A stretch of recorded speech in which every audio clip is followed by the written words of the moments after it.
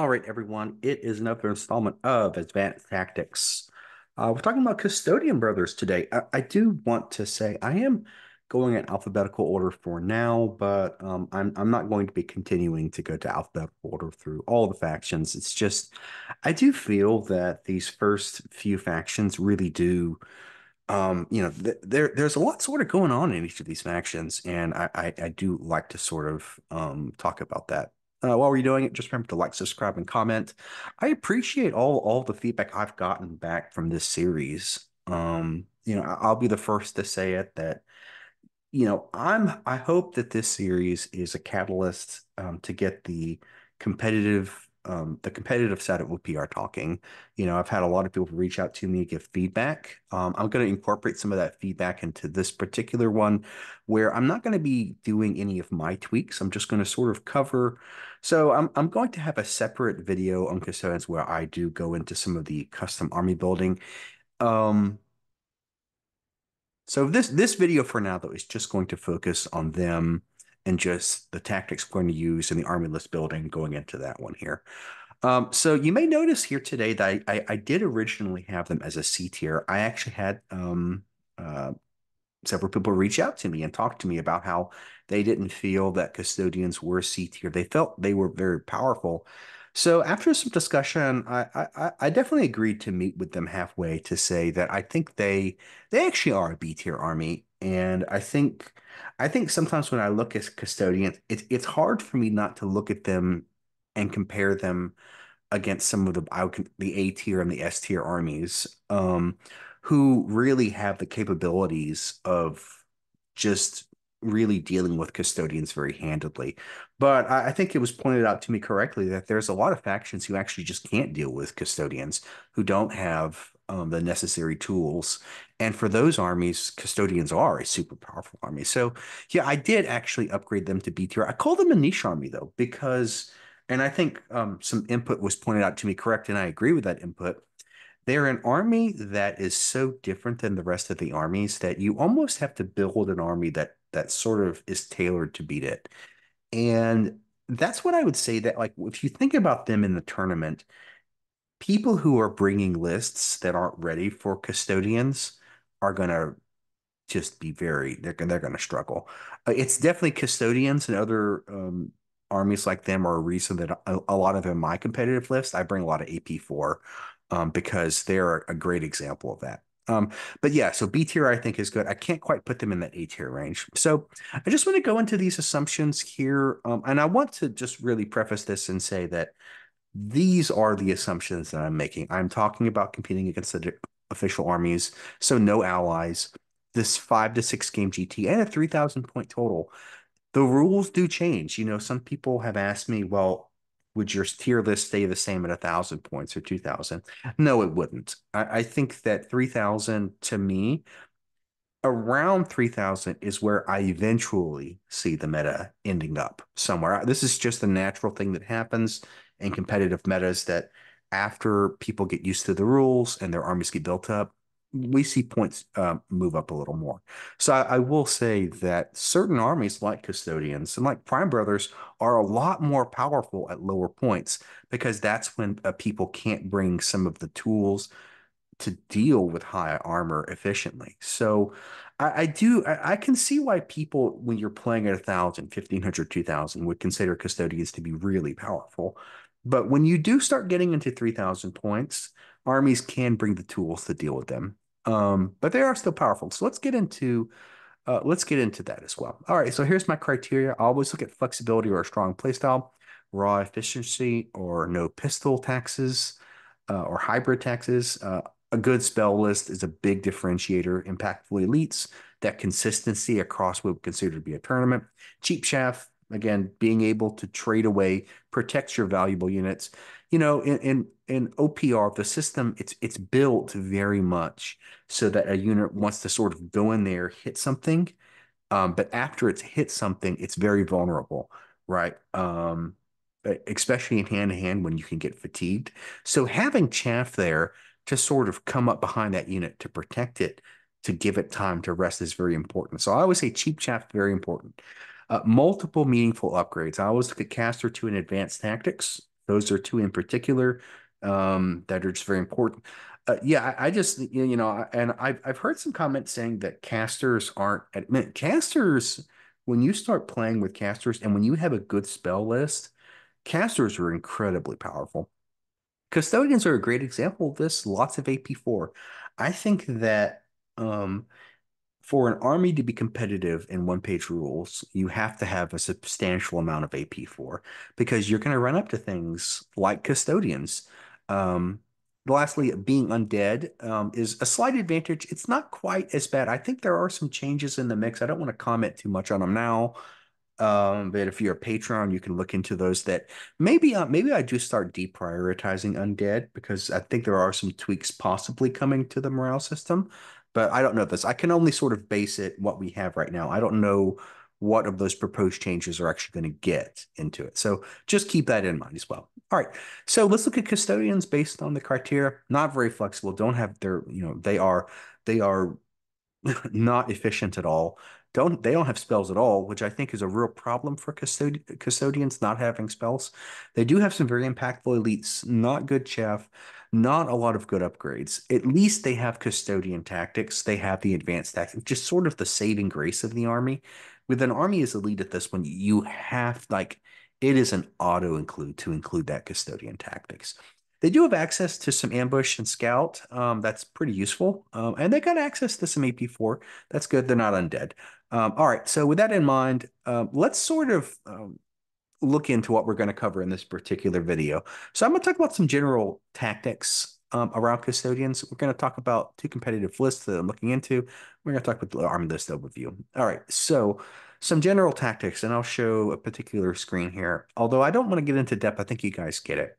One of the things that custodians there's three things that I would say to look at when you're playing custodians. One, you want to focus on just a few objectives that are in the same area. You are an elite army. And one of the things that custodian players, when you play an elite army like this, and I've played custodians and played against them, and I've seen it both ways. You have to realize as an elite army, you can't do the same things that a standard army can do. There's a lot of more standard armies, especially armies that have cheap chaff. They really can sort of what I call play for the entire board. They can basically use their army and they have enough units that they really can be very flexible about what objectives they go after based on the tides of the battlefield. Well, with custodians, what I always say is play to your strengths. You can't do that. You aren't going to even try and play that game, to even try and play that objective manipulation game. It's just not going to work for you. Another thing as well is that and I go back to this as the second point of objectives, but I have to point this out. You want to place your objectives as close to each other as possible. For anyone going up against custodians, you want to spread those objectives out. They have a few units, a small amount of units here. And if a custodian player is smart, they're going to combine those units, and I'll get into that later. Another thing is custodian player, focus on hand-to-hand threats. Shooting threats, especially with your armor 2 up and your terrain, and especially if you're going to buy that heavy shield upgrade, shooting you're generally going to do pretty well against it, barring bad rolls. That's just one of the things about custodians that if you roll bad, every bad roll hurts them a lot worse than an old player. So let's go into some of what I'm talking about here. So let's look at, so this is a board that I just grabbed from my previous games, and we've got these 5 objectives here. One of the things that I did, sort of setting up this board and these objectives, as the custodian player, I started placing my objectives pretty close to each other, right? And what ended up happening is something like this, where you have, generally speaking, you're going to have one objective in the middle, and then you're going to have some objectives on the far left. So as the custodian player, I sort of focused on the left, right? I placed those 2 objectives pretty close to each other, right? That's a key thing here. So a normal player would look at a field like this and they would see, suppose you're at the bottom, right? The custodian player is, this is just a blank field and there is no models. Because most players would say, okay, those 2 objectives on the bottom is what I should grab. I'm going to argue, no, you shouldn't do that. What I would say here is, as a custodian player, I would actually focus on these objectives on the center and then 2 on the right. And so Why? Because these objectives are very centrally focused to each other. Another thing is that you can generally, as a custodian player, push and sort of sweep and hit one side of the enemy, and sort of then you can go and contest that center objective here. What you are doing as a custodian player, you're ignoring those objectives on the left. You're saying, I am not going to even try to focus on those objectives. Now, I'm not saying don't set up units there. I'm not saying don't contest those objectives and force your opponent to have to commit resources there. But your end goal should just be, I would say, either one, these objectives, the one in the center, because you have to grab the one in the center, and I'll get into that. With a custodian player in this particular map, you've got to pick a group of objectives. And in this particular case, it's got to be the center. So another thing you could do is the other side, right? You could pick the far left objectives here, and then the center you're going to fight for. Here, because what you're going to do, you're going to have your forces.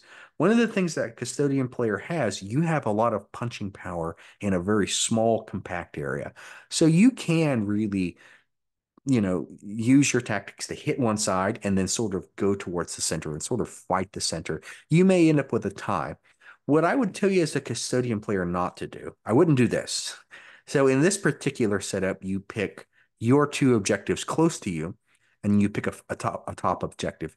Here is the cardinal mistake that I would say as custodian players avoid, where you're trying to grab an objective that's sort of far out there. It's just not going to work. This is why I showed you in the previous screens, go after that center objective here, because the moment you try to spread your forces out, um, it isn't going to work. Those forces are going to get entangled. They're going to get charged and then fatigued, and then they're going to get recharged, and then they're going to die because those custodians only hit on sixes when they're fatigued. All of your units need to support each other because you only have a few of them. They're tough, they're strong, but you just have a few of them. All right, so that's some general tactics to sort of help you out here.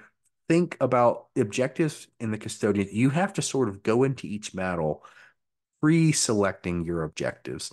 And some armies don't have to do that, right? There's a lot of armies that have a lot more units that can spread out, and they don't have to do this thing. But as a custodian player, I would suggest you focus on this. All right, let's go look at some lists. So some of these lists are going to be boring, but they're what I think can work. So the first list is a super streamlined list. So this is a master custodian with 3 custodian combined units.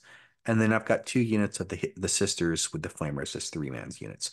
So that master custodian is going one of these units. So this is what I mean. Like in this particular army, and I have another one, this is the extreme version where I am just fully going down that rabbit hole of I am fully committing to the fully elite blobs. I really, in this particular army, am only going to have 5 activations a turn, right? The 3 custodian and then the sisters. In this particular army, what I'm trying to do is I'm not even trying to play the counter an opponent. I'm fully accepting that my opponent is going to get more activations than me, and I'm just going to basically sort of tank the damage, right? One thing in this army it does have is it has a lot of threat projection. All those custodian brothers, they all, other than 3 little fuser mounts that I have in one of the squad, they're all these needler mounts. So that's 24-inch range with poison, very good at killing anti-chaff infantry. Because I have such few activations, each of these custodian brother units, they need to have a large amount of threat projection to sort of hit their opponent. And so that's the goal here, right?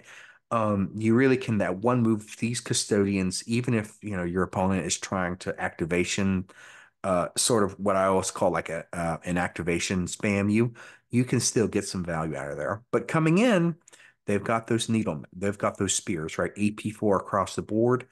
I do have that custodian tactics on the master custodian, right? He's running a bolt mouth too, but there's a lot of AP4 coming in, right? So between the shooting and hand to hand, they're able to handle a lot. I then have these 2 units of hunter sisters that just have these flamers. Those flamer units are going to help clear out some of the chaff, right?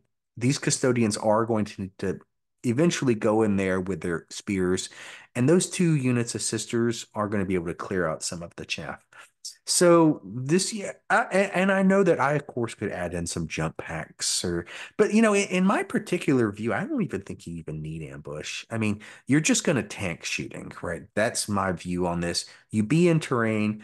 Every one of these guys have got heavy shields. Every one of them have got regen, and you're just going to tank the shots. I mean, if these guys are in terrain, that's a 2-up armor save. And then they've got the heavy shield to ignore 1 AP, and then they've got the terrain to ignore another AP. So shooting is going to be a problem. It's going to be a lot of those high AP hand-to-hand weapons going in. So that's one thing. This is a very simple army, but it's sort of what I'm trying to show here is I'm not saying you can only do this. I'm saying this army is all about maximizing its strengths. All right, let's look at another one. This is a slightly different view on it where I'm actually adding a few units. And you can see here, the moment I actually change up the the moment I change up the gear on the custodian units, I'm actually able to fit in a lot more here. I'm able to fit in still the Hunter Sisters, but actually I'm able to fit in 2 units of 10-man Vigilant Sisters here. These guys are super solid here. I'm also fitting in a Great Sister. That Great Sister has got the +1 to hit for Vigilant, and she's got the Furious herself. So actually these two, this is it's still an elite army, but I am giving myself a little bit of leeway here where I'm those Vigilant Sisters are coming in. I still have the Hunter Sisters. Now I did take a lot of um, the Custodian brothers in this army, however, have a lot less impact. One, what I'm trying to do in this particular one is go a little different. That first of all, the Master Custodian just has an energy lance, so a lot more cheaper. But in here, I'm trying to maximize the short inch range where I do have a needler in there because I had little extra points. A little bit of threat protection is fine. But these guys, these custodians are a lot more they have a lot less threat projection. They're very focused on that 12-inch range of doom. They've got those fuser mounts. So what they do is that they go in, they're going to deal with all the heavy AP, all these monsters. They're just going to shoot them with their fuser mounts. And for all the chaff, they only have those axes. Those axes, if you get charged by a monster, these guys are going to suck, right? They don't have those spears. They've just got these blast one axes here. So, but again, that's sort of the other take on it, right? These custodians there's still 3 of them. But as you can kind of see here, the moment that you start even touching the um the gear on the custodians, it really shows you just how expensive these custodian brothers can get. So this is taking a little bit different approach. Still an elite army, but these custodians now are a lot more tailored, where you know they're a lot more vulnerable to getting charged and killed by maybe like a monster or something. Um, Hopefully they can survive it and then just shoot it down with all their fuser mounts here. But you do have an additional 20 bodies of these Vigilant Sisters that the other army didn't have. So keep that in mind. Both of these armies, I want to say, not that you can't run jump packs, custodians, or you can't run like a vehicle. I don't particularly like their vehicles. I don't think that they're where I'd want it to be. But what I will say is that these armies are trying to play to a particular strength. Each of these 2 armies are going to do what I think will work, which is to grab the majority of the objectives. They're tailored to just focus on a few objectives that have a lot of hitting power in one small area and then a lot of staying power as well. All right, so that's 2 of the armies. Let's go and let's look at the army list in general. All right, so this is the custodian army list. The first thing you're going to notice here that I think is pretty glaring is there's no spells. That is, you know, I would say that in my redesign, I am going to be adding spells for custodians. They desperately need them. I think that the moment you start taking on some A tier and S tier armies, some of their spells are just so ridiculous that the fact that a custodian has no way to deal with those spells, it's a rough deal. Like I think that spells need to be part of this army. It's just they just need to be part of the army. I know that that may not be part of the 40K thing, but they just need to be part of the army.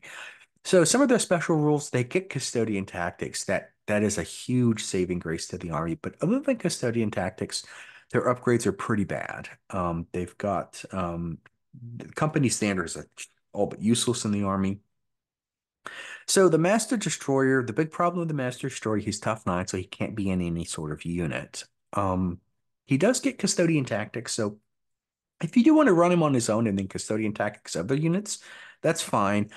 One of the things that you're going to see in some of these things in these custodian armies that is a problem is that they actually hit below their weight. So he's tough nine, but a lot of his armament actually only gives him six attacks.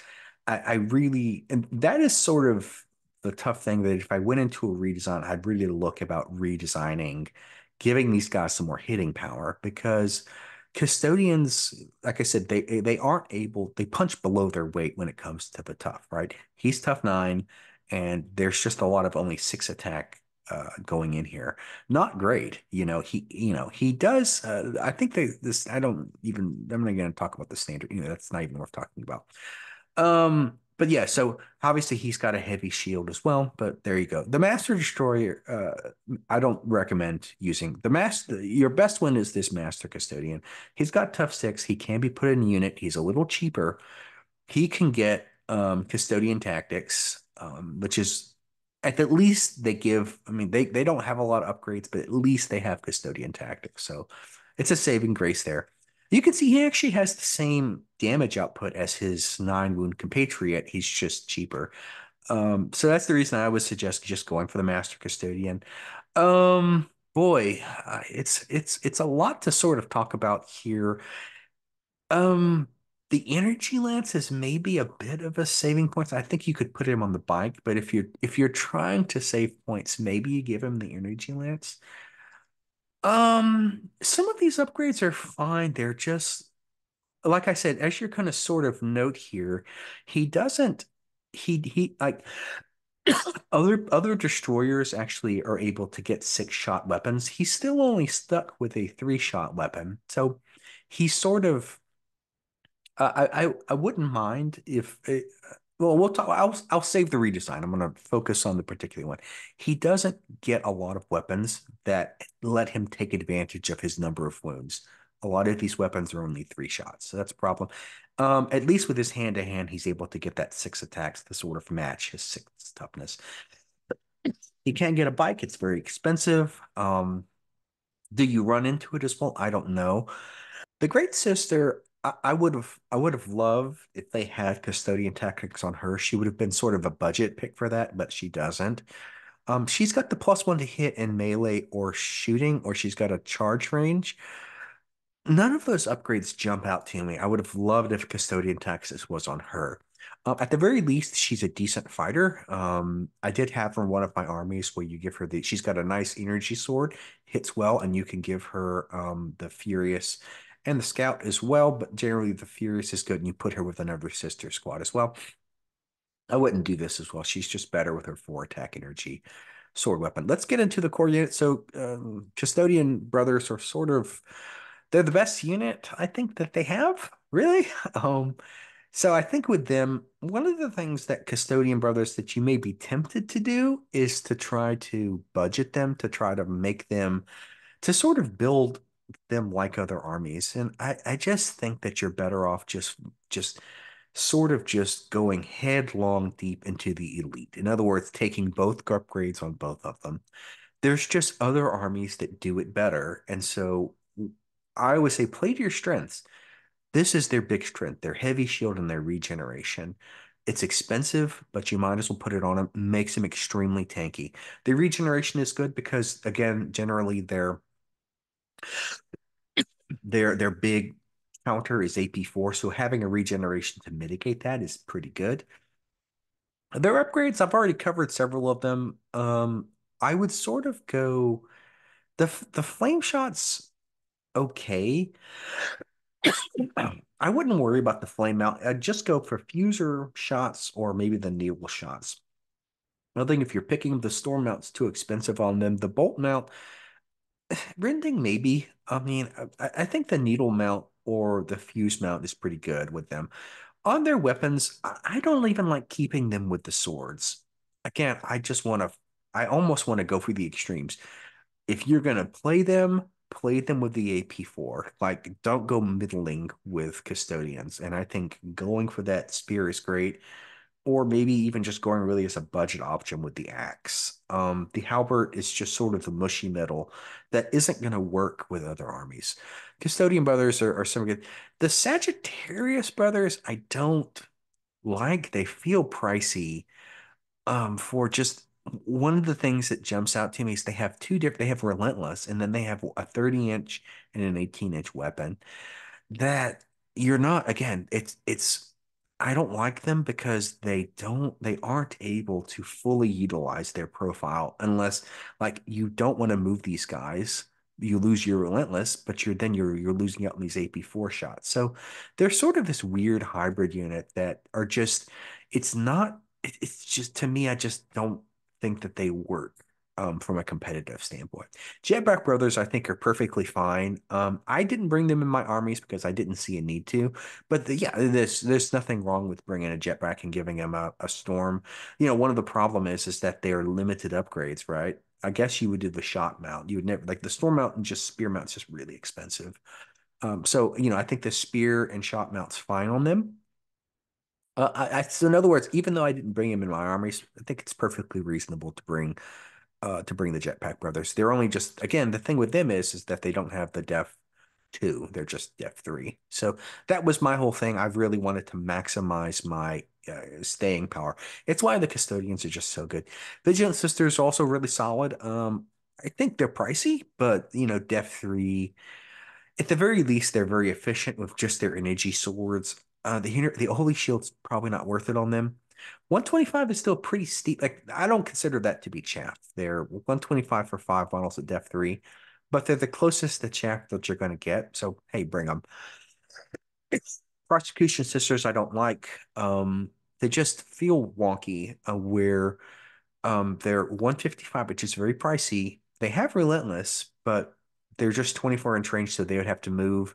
They don't have any AP on their weapon. Yeah, I mean, I think that just regular Battle Brothers just do it better than them with an extra quality.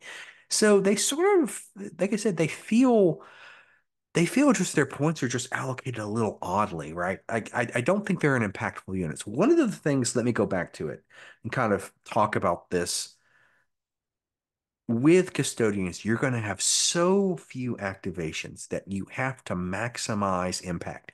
It's the reason that I'm a big fan of combining all my squads with these custodian brothers because each squad has to you're only going to get a few activations. You aren't going to be able to play the activation game. Each of your units need to have impact. And the prosecution sisters just don't have impact. They don't. I think you'd much rather be going off with the Hunter Sisters. Hunter Sisters are 50 points less, and they have impact.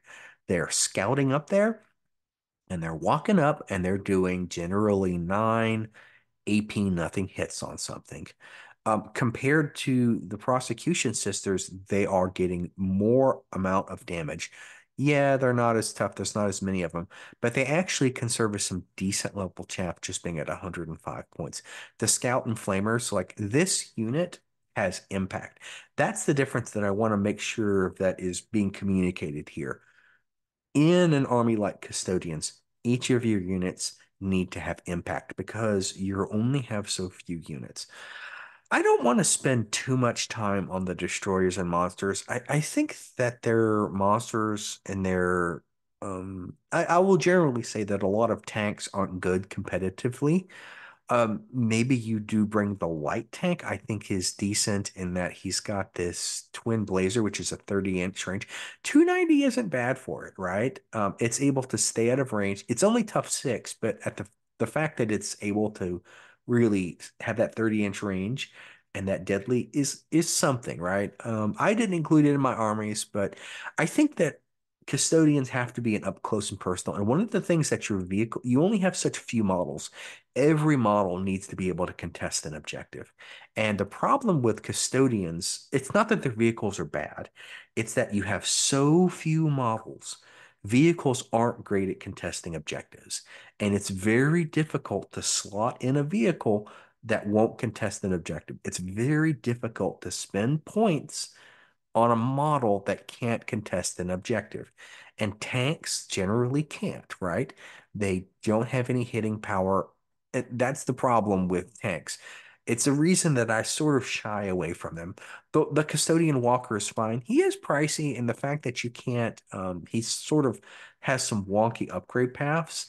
At the very least, you can give him this one here, which is this Combat Shield Heavy Sword. I don't like the AP1 on them. I would have much preferred if it had a higher AP, but it's something. And at the very least, he's getting that heavy shield, which is a nice combination. At least the Custodian Assault Walker can contest objectives. He can sit there and he's going to be difficult to deal with. So there you go. I think that the others of things are fine. Again, I another thing I would just point out to you is you have the Custodian Jet Bikers, which is a single jet bike, and this is something that I'm going to be looking at changing here. I think that you do need to be able to bring bikers and destroyers as squads, and having a single one of them just sort of is a wonkiness. I'll show you a great example here. An Enraged Lance with just 3 attacks, but he's tough 9.